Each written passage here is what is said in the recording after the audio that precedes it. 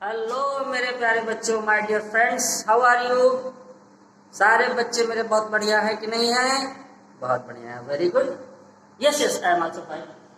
लेकर के बेसिक बात चैनल, मैं अनूप कुमार मिश्रा अनुराग आदित्य दीक्षित के साथ हाजिर हूँ। आज आपके लिए चैप्टर चल रहा है मैटर, साइंस के लिए सभी क्लासेस के, जूनियर क्लास यानी 5th to 9, इसको कोई भी पढ़ ले, सबके लिए फायदेमंद है। ठीक है, मैटर का थोड़ा सा समराइज करेंगे, जितनी कहानी अभी तक वीडियोस में हुई है उसको थोड़ा सा रिटर्न समराइज करेंगे, क्योंकि कुछ लोगों ने कहा थोड़ा सा रिटर्न वर्क भी करा दीजिए। चलिए थोड़ा सा रिटर्न वर्क भी हो जाए। आप देख रहे हैं मैंने मैटर को लिखा हुआ है। मैटर किससे मिलकर के बनता है, मैंने आपसे कल भी बताया था। Matter is made up of टिनी particles, atom, molecules, ions, कुछ भी कह सकते हैं, सारे टिनी पार्टिकल्स होते हैं। मैटर की जनरली 3 स्टेट या 4 स्टेट पाई जाती हैं, solid, liquid, gas and plasma. Plasma की चर्चा अभी नहीं कर रहे हैं, क्योंकि उसके लिए अलग से चर्चा होगी, अच्छी सी चर्चा होगी, मीठी सी चर्चा होगी। सर इतनी मिठास डायबिटीज। मैटर के 3 स्टेट, सॉलिड, लिक्विड, गैस की चर्चा करते हैं, और on the basis of molecular theory, molecular theory के हिसाब से इसकी थोड़ी सी चर्चा कर लेते हैं। मैंने यहाँ पर कुछ पॉइंट्स लगाए हैं, आप देख सकते हैं मेरे प्यारे बच्चों। आप देख रहे हैं मैंने कुछ पॉइंट्स लगाए हैं। मैंने सबसे पहला पॉइंट लिखा हुआ है इंटरफोर्स। इंटरफोर्स का मतलब होता है inter molecular force, inter atomic force, inter atomic force, जिस पार्टिकल से मिलकर के वो बना हो। ठीक है, जिससे भी मिलकर के वो बना हो मैटर, उन दोनों, उनके अंदर पार्टिकल के बीच में एक फोर्स ऑफ अट्रैक्शन काम करता है, जिसके कारण वो सारे के सारे पार्टिकल आपस में अट्रैक्ट रहते हैं, चिपके रहते हैं। Very good. And gap, 2 particle के बीच में गैप होता है। हाँ, हर एक पार्टिकल, 2 पार्टिकल का कहा जाता है, लेकिन पार्टिकल्स के बीच में गैप, इसको बोलते हैं inter molecular force and inter molecular gap. तो मैं यहीं से शुरुआत करता हूं। Inter molecular, inter attraction force और इंटर मॉलिक्यूलर गैप। सॉलिड, इसका मतलब है तो सॉलिड, सॉलिड में जो ये चीज है यानी force very high, very high and strong. ठीक है, जो फोर्स होता है बहुत स्ट्रांग होता है, इसलिए इसके सारे के सारे पार्टिकल्स टाइटली क्लोज होते हैं, और इनके बीच में गैप जो बच्चों होता है वो क्या होता है, वो नेग्लिजिबल होता है। ठीक है, गैप के लिए देखिए मैं यहाँ पे कट लगा रहा हूँ, आप समझिएगा। फोर्स के लिए पहली चीज मैंने लिखी वेरी हाई एंड स्ट्रॉन्ग, और ऑब्लिक करके मैंने कट लगा दिया, एक्स नहीं है माय डियर, कट लगा हुआ है, यानी गैप जो है इनके बीच में लगभग ना के बराबर होता है। होता जरूर है लेकिन लगभग ना के बराबर होता है। सॉलिड के पार्टिकल अपनी मेन पोजीशन के इधर उधर केवल वाइब्रेट करते हैं, मूव नहीं करते हैं। There is a much difference between vibration and motion. Motion का मतलब इधर से उधर चलना, और वाइब्रेशन का मतलब अपनी जगह पे हिलना। ठीक है, तो केवल हिलते हैं। ठीक है, चलिए लिक्विड की तरफ आते हैं बच्चों। तो लिक्विड में जो फोर्स होता है वो लो होता है, कम फोर्स होता है बीच में। ठीक है, अट्रैक्शन फोर्स कम है। जब अट्रैक्शन फोर्स कम है यानी आकर्षण कम है, यानी एक दूसरे को वो पूछ नहीं रहे हैं, तो वो जो जहां आ रहा है वो जा रहा है। ठीक है, तो किसी का वेलकम नहीं कर रहा, कि किसी को हग नहीं कर रहा, गले से नहीं लगा रहा, झप्पी नहीं दे रहा। ठीक है, इसमें, हाँ इसमें तो बना है लेकिन वैसे भी ठीक है, लेकिन ये मॉलिक्यूल झप्पी देते हैं। ठीक है, इन पे कोरोना कोई इफेक्ट नहीं है। तो ये क्या हुआ है कि इनके बीच, लिक्विड के बीच जो मॉलिक्यूल होते हैं उनके बीच में जो फोर्स होता है वो लो होता है, और बच्चों जो गैप होता है वो क्या होता है, बोलो, बिग होता है। सिंपल भाषा का यूज करें, बहुत ज्यादा साइंटिफिक लैंग्वेज का इस्तेमाल नहीं कर रहे। बिग होता है, बड़ा गैप होता है सॉलिड की अपेक्षा। ठीक है, सॉलिड में इतना सा और लिक्विड में इतना सा, सॉलिड में इतना सा, लिक्विड में इतना सा। ठीक है, ऐसा बिग होता है। ठीक है, गैस पे आ जाइए। गैस में बच्चों जो फोर्स होता है मॉलिक्यूल्स के बीच में वो होता ही नहीं है, no attraction force, no attraction force, there is no discipline between the particles. कोई यहाँ जा रहा है, कोई वहां जा रहा है, कोई इधर खेल रहा है, कोई उधर खेल रहा है, इसमें कोई भी डिसिप्लिन नहीं है इनके क्लास में। ठीक है, सॉलिड के क्लास में मस्त डिसिप्लिन है, सारे के सारे स्ट्रेट बिल्कुल जवानों के जैसे बैठे हुए। ठीक है, लिक्विड में थोड़ा सा हिल रहे, पूछ रहे यार बताओ जरा, यार जरा ये बताओ, ये जाओ बताओ। गैस का स्थिति क्या है, कोई यहाँ है कोई वहां है। ठीक है, तो इसका मतलब बीच में इनका फोर्स होता ही नहीं है, और गैप बच्चों क्या होता है, वेरी हाई, वेरी हाई। ठीक है, बहुत ऊंचा गैप होता है, बहुत बड़ा गैप होता है, ठीक है, गैप ही गैप होता है बीच में, ठीक है, क्योंकि इनके जो पार्टिकल होते हैं बीच में अट्रैक्शन कम होता है बच्चों, इसलिए ये मूव कर सकते हैं, इसलिए फ्लूइड बहते हैं, आपने देखा होगा, है ना, पानी डालो बह जाता है, क्योंकि इसके जो मॉलिक्यूल होते हैं वो मोशन करते हैं, और जो फोर्स बीच में होता है वो बहुत कम होता है। गैस के बीच में फोर्स होता ही नहीं है, गैप बहुत होता है, तो इसके मॉलिक्यूल उड़ते रहते हैं। आप यहाँ पे थोड़ी सी गैस रिलीज करो, पूरे कमरे में फैल जाएगी, यहाँ वहां वहां, आप किचन में खाना बन रहा होता है, वहां से महक यहाँ आ जाती है, गैस वहां से यहाँ फैल जाती है, वही नॉस्ट्रिल तक आ जाती है, इसी कारण से, लेकिन इनके बीच में गैप नहीं होता, फोर्स नहीं होता। चलिए बैलून, अगर बच्चों बैलून की बात करेंगे, देखिए जिसके मॉलिक्यूल डिसिप्लिन होंगे, जिसका क्लास डिसिप्लिन है, जिसके मॉलिक्यूल पास क्लास में है, उसका वैल्यूम जो होगा बच्चों क्या होगा, फिक्स होगा, यानी सॉलिड का वैल्यूम फिक्स होता है। लिक्विड के जो मॉलिक्यूल होते हैं बच्चों, वो ढीले तो जरूर होते हैं, बहते तो जरूर हैं, लेकिन अपने लिक्विड को छोड़ते नहीं। ऐसा नहीं कि लिक्विड को छोड़ के भाग जा रहे हैं, नहीं, तो इसका मतलब वैल्यूम इसका भी फिक्स होता है। गैस के मॉलिक्यूल इधर उधर भागा करते हैं, तो इसका वैल्यूम फिक्स नहीं होता, ठीक। 1 किलो गैस 10 लीटर के सिलेंडर में भी भर जाएगी, और 5 किलो गैस 3 लीटर के सिलेंडर में भी आ जाएगी कंप्रेस कर, तो इसका कोई सर्टेन वैल्यू नहीं है। लेकिन 1 लीटर पानी वो 1 लीटर ही रहेगा, चाहे आप बाल्टी में डाल दो, चाहे टब में डाल दो, चाहे टैंकी में डाल दो, वो 1 लीटर ही रहना है, वो 1 लीटर से 10 लीटर नहीं हो जाए, या 10 से 1 नहीं हो जाए, ठीक है। और खैर सॉलिड की तो बात ही क्या करना है। आज बच्चों मैं कह रहा था शेप एंड साइज, जिसका वैल्यू ही फिक्स है, जिसका सारे मॉलिक्यूल फिक्स है, पास पास में है, तो उसका शेप एंड साइज भी फिक्स होता है। जो लिक्विड होता है उसका शेप एंड साइज फिक्स नहीं होता, क्योंकि इसके जो मोशन करते रहते हैं मॉलिक्यूल, तो इसका तो होने का सवाल ही नहीं होता, क्योंकि एक पास रहते नहीं है। अच्छा, पार्टिकल कॉम्बिनेशन, पार्टिकल कॉम्बिनेशन इसका क्या होता है बच्चों, क्लोजर होता है, क्लोजर बहुत पास होता है, बिल्कुल, ठीक है। इसका क्या होता है, इसको आप कह सकते हैं लो क्लोजर, ठीक है, लो क्लोजर। और इसका क्या कहते हैं, इसका कैसा होगा, इसका कॉम्बिनेशन क्या होगा, लॉन्ग फार, ठीक है, फार, सारे पार्टिकल एक यहाँ एक यहाँ एक यहाँ एक यहाँ, ठीक है। अच्छा, कंप्रेसिबिलिटी, क्योंकि इनके पार्टिकल सब बिल्कुल एक दूसरे के ऊपर सेट होते हैं, इसलिए बच्चों ये कंप्रेस नहीं हो सकते। सॉलिड को आप दबा नहीं सकते बच्चों, ठीक है। आप चाहें कि इस डस्टर को हम दबा दें, तो इसको हम दबा नहीं सकते, ठीक है। ऐसे ही बच्चों लिक्विड को भी हम दबा नहीं सकते, एक दो कंडीशन को छोड़ देते, लिक्विड को भी दबा नहीं सकता, लेकिन गैस को बच्चों हम दबा सकते हैं, कंप्रेसिबल होता है, ठीक है। एक्सपेंशन ऑन हीटिंग, यहाँ पे लिखना पड़ेगा, एक्सपेंशन ऑन हीटिंग। अगर आप सॉलिड का एक्सपेंशन ऑन हीटिंग के लिए करना चाहते हैं तो वेरी लो एक्सपेंड होता है, ठीक है, वेरी लेस, बहुत कम एक्सपेंड होगा। आपका लिक्विड ये भी एक्सपेंड होता है, लेकिन कम एक्सपेंड होता है, और गैस ये वेरी मच बहुत एक्सपेंड हो जाती है, ठीक है।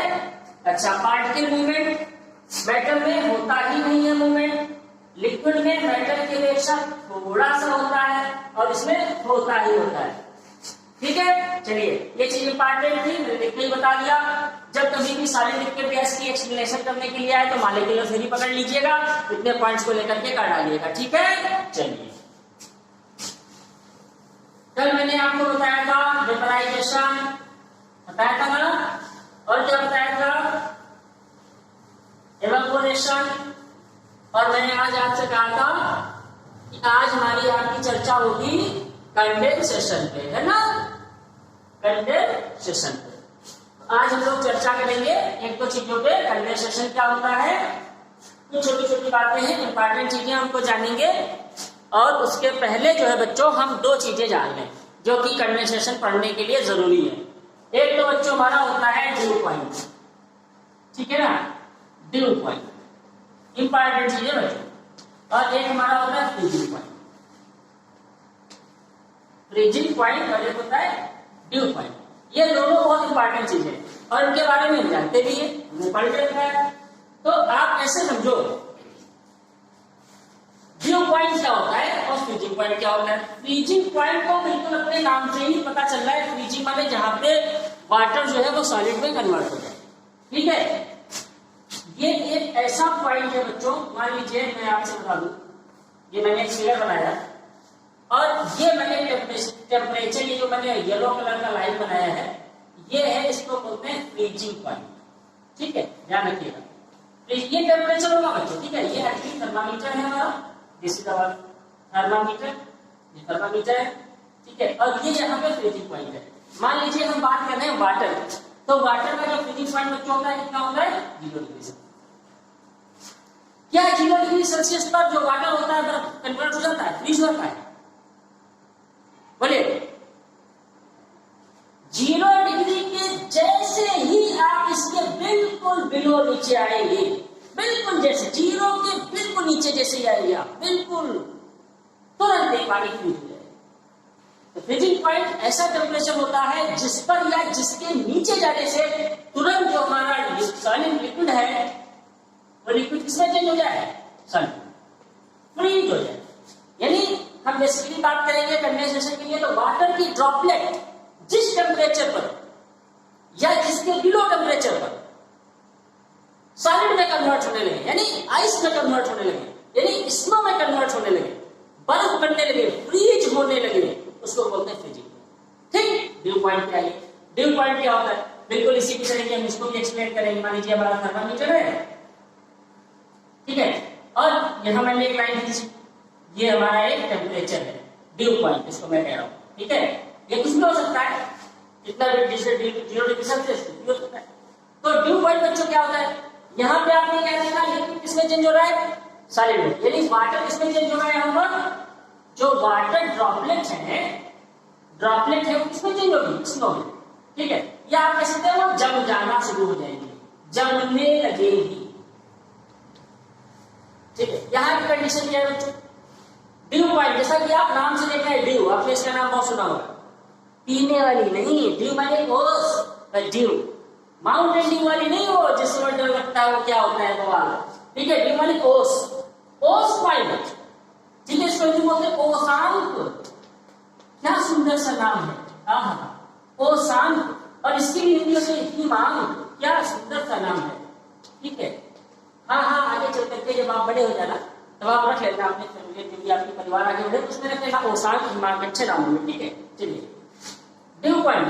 तो जैसे यहाँ पे आप देख रहे थे वाटर ड्रॉपलेट जमने लगती है, यहाँ की कंडीशन ये होती है कि वो टेम्परेचर जिसके जरा सा नीचे आने पर, बिलो दिस, इसके बिलो आने पर कंडेंसेशन शुरू हो जाता है, कंडेंसेशन स्टार्ट हो जाता है। कंडेंसेशन क्या होता है बच्चों? Water droplet water vapour droplet में कन्वर्ट होने लगती है। मजा आ गया। अगर ये दो चीजें समझ आ गई फिर आप सब कुछ समझ जाओगे, क्योंकि हम लोग बहुत कुछ बनने वाले ना, बादल कैसे बनते हैं, ओले ओले ओले कैसे बनते हैं, हेल्स, स्नोफॉल क्या होता है और ओले दोनों में डिफरेंस क्या है, स्नो रुई जैसा क्यों होता है, ओले वजन क्यों होते हैं, ओले हमारे यहाँ गिरते हैं मैदानी इलाकों में, स्नोफॉल यहाँ नहीं होता पहाड़ों में, ये सब पढ़ने वाले हैं।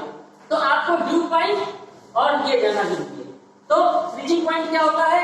वो पॉइंट या वो टेम्परेचर जिस पर या जिसके नीचे जो हमारी वाटर होता है, वाटर लिक्विड ड्रॉपलेट होती है, वो जमने लगे, राइट।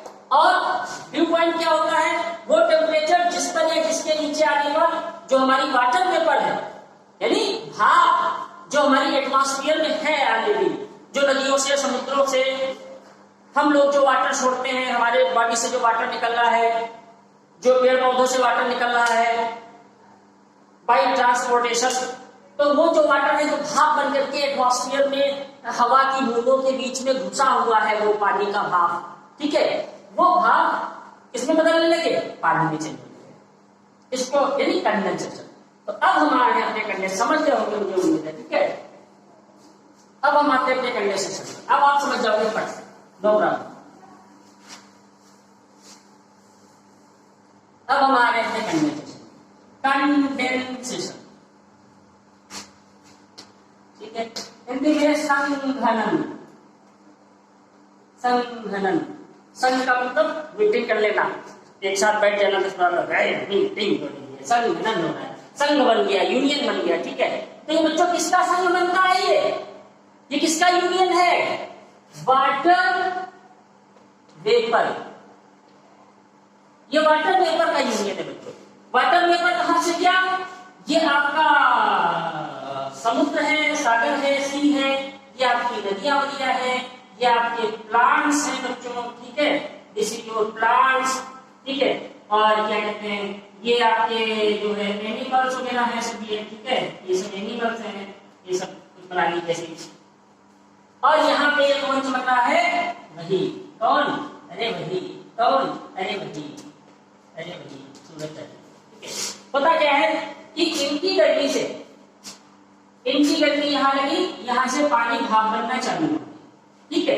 पेड़ पौधों से भी पानी भाप बन के उड़ रहा है, सबसे उड़ता है, जानते हो, ठीक है। इनसे ये जो एनिमल्स हैं, हम लोग ये एनिमल ये क्या कर रहे हैं? टॉयलेट कर रहे हैं, तो ये भी वाटर जो है, ये भी वेपर बन के उड़ रहा है, सब कुछ उड़ रहा है, ठीक है। तो ये जो वेपर सब जा रहा है, ये कहाँ जा रहा है? एटमॉस्फेयर में। ये इतना हल्का होता है भाप, ये जो भाप होती है ये इतनी हल्की होती है, हवा से हल्की होती है, तो ये ऊपर की तरफ चलती है बच्चों, ठीक है। और ऊपर क्या है? ऊपर इसके भी हल्के लोग हैं। कौन कौन है? स्मोक है,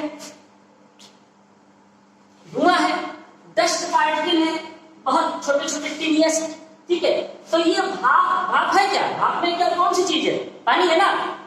भाप जो है इसमें है क्या? बहुत महीन ड्रॉपलेट्स हैं। कैसी महीन? जब वो स्प्रे मारता है ना, वो गाड़ी वाला स्प्रे मारता है, तो फिर उससे भी महीन ड्रॉपलेट है। तो ड्रॉपलेट जाकर के स्मोक पे बैठ गई, डस्ट पार्टिकल पे बैठ गई, है ना।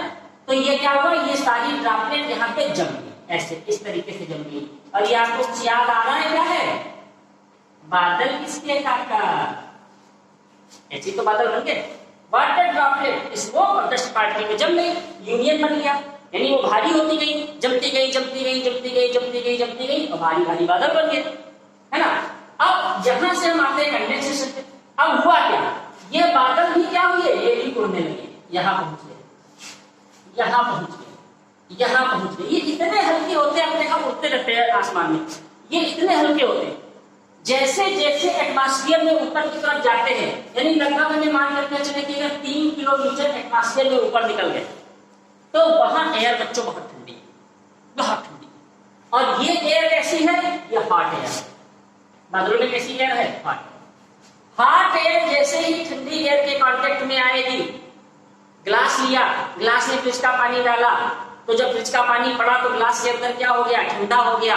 और ग्लास के बाहर जो एयर है कैसी है? गरम। गरम हवा जैसे ही ठंडी से टच हुई तो क्या बन गया? पानी। गरम बादल जैसे ही ठंडी हवा से टच हुई तो क्या होगा? बारिश होने लगेगी बच्चों, ठीक है। तो बादल ऐसे बनते हैं, बारिश ऐसे होती है। और कंडेंसेशन क्या होता है? कंडेंसेशन माने वाटर ड्रॉपलेट का, वाटर वेपर का लिक्विड में चेंज, कन्वर्ट। ये स्टेट है बच्चों, ठीक है। इसका रिवर्स है वेपराइजेशन का रिवर्स। ये वेपराइजेशन का रिवर्स। वेपराइजेशन में क्या होता था? वाटर भाप बनता था। यहां क्या हो रहा है? भाप पानी बन रही है, ऐसे समझ लो, ठीक है। क्या बनेगा? यहां भाप बनेगी, क्या? पानी। कंडेंसेशन, इसी को बोलते हैं कंडेंसेशन। समझ आ गई बात? कंडेंसेशन क्या होता है? लिखेंगे, चलिए थोड़ा सा लिख लीजिए। The process of changing a gas to the liquid. The process of changing a gas to the liquid. यहाँ पे गैस का मतलब वाटर वेपर। वाटर वेपर किसमें चेंज हो रहा है? लिक्विड में। इसको बोलते हैं कंडेंसेशन। बादल कैसे बनते हैं मैंने बता दिया ना, जान जाओगे ना। क्लाउड कैसे बनते हैं आप लिख लो इसको भी।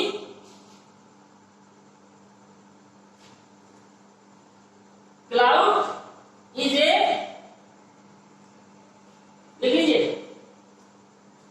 Cloud is a packing of, अरे हमने बना दी डेफिनेशन यार आपके लिए, है ना। Cloud is a packing of टिनी water droplets and glacier droplets. दोनों चीजें बच्चों, क्योंकि जैसे जैसे वाटर ड्रॉपलेट ठंडी होती जाएगी तो ये बच्चों स्नो में भी कन्वर्ट होती है, ग्लेशियर में कन्वर्ट हो जाती है। ये जो नन्ही नन्ही पानी की बूंदें होती है, नन्ही नन्ही बर्फ की बूंदें बन जाती है, जम जाती है, फ्रीज हो जाती है। तो ये जो क्लाउड होते हैं इनमें बर्फ भी होता है और पानी भी होता है, यानी वाटर वेपर भी होती है, वाटर ड्रॉपलेट भी होती है और ग्लेशियर भी होता है। तो cloud is a packing of, बढ़िया है ना सर, मजेदार, क्योंकि साइंस के चक्कर में पड़ जाएंगे ना तो उसकी लैंग्वेज में फंस जाएंगे तो फिर घूमते रह जाओगे, है ना। तो सीधी सी भाषा क्या है, क्लाउड